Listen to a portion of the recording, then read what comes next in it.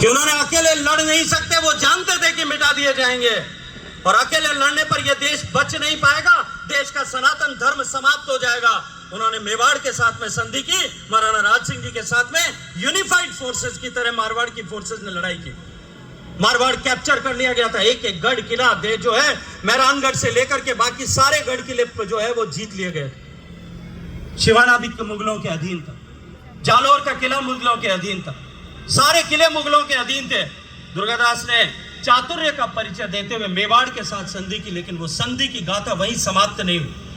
जहां गुरु गोविंद सिंह जी पंजाब की धरती पर संघर्षरत थे, उन्होंने गुरु गोविंद सिंह जी के साथ में संधि की। उन्होंने छत्रपति शिवाजी महाराज के साथ में संधि की। उनके पुत्र शिवाजी महाराज के देहावसान के बाद में संभाजी महाराज के साथ में संधि की।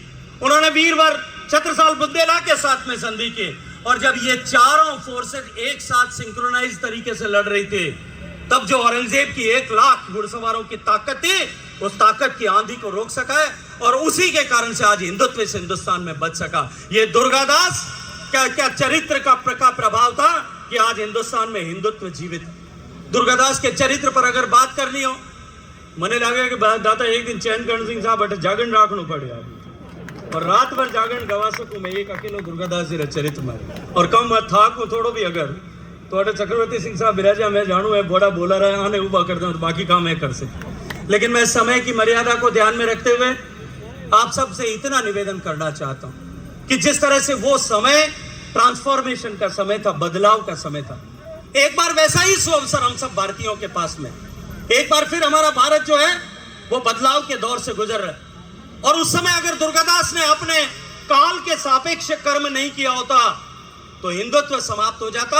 और आज अगर हमने काल के सापेक्ष कर्म नहीं किया तो हमारे सामने जो अवसर आया है कि हम भारत को विश्व का शक्तिशाली, संपन्न और समृद्ध देश बनाएं, ये मौका हम चूक जाएंगे।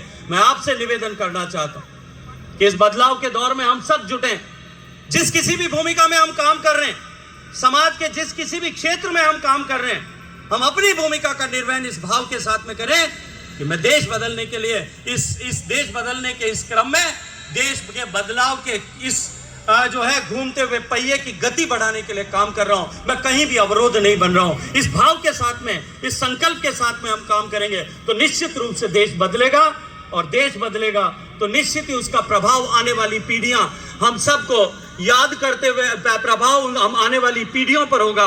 और जिस तरह से आज हम सम्मान के साथ में 350 पौने 400 साल बीत जाने के बाद में भी हम दुर्गादास का स्मरण करते हुए अपने रोंगटों में एक सनसनाहट, अपने खून में सनसनाहट महसूस करते हैं, ठीक वैसी सनसनाहट आने वाली पीढ़ियां इस कालखंड का इतिहास जब पढ़ेंगी कि इस कालखंड में भारत बदल करके दुनिया का सिरमौर बना था और हम ये करके उन सारी हुतात्माओं को जिन्होंने इस 1000 साल के संघर्ष की यात्रा में अपने आप को खपा दिया, उनको श्रद्धांजलि अर्पित कर पाएंगे। ये विकास के काम ये निश्चित रूप से महत्वपूर्ण है, लेकिन महत्वपूर्ण आज ये है कि हम देश के बदलाव का हिस्सा बने। हम इस विकास के काम के लिए कटिबद्ध हैं। हम सब लोगों को मिलकर के उसमें काम करने की आवश्यकता है और निश्चित ही उस दिशा में हम आगे जो है आपकी आवश्यकताओं के अनुरूप, आपकी मंशा के अनुरूप निश्चित रूप से काम करेंगे। लेकिन आज जो समय की महती मांग है वो यह है कि हम राष्ट्र के निर्माण के इस काल चक्र को और अधिक गति देने के लिए हम सब लोग काम करें। मैं आप सबका अभिनंदन करते हुए एक बार फिर आदरणीय देवेंद्र कर्ण सिंह साहब, चैन कर्ण सिंह साहब और इस पूरे परिवार का हृदयपूर्वक जो है आभार ज्ञापित करना चाहता हूं, अभिनंदन करना चाहता हूं कि आपने इस महत्वपूर्ण कार्यक्रम में हमें सब आमंत्रित किया। हम देर से आए, उसके लिए क्षमा प्रार्थना करते हुए आपके स्वागत के लिए, आपके सम्मान के लिए कृतज्ञ भाव से आप सबको प्रणाम करता हूं। भारत माता की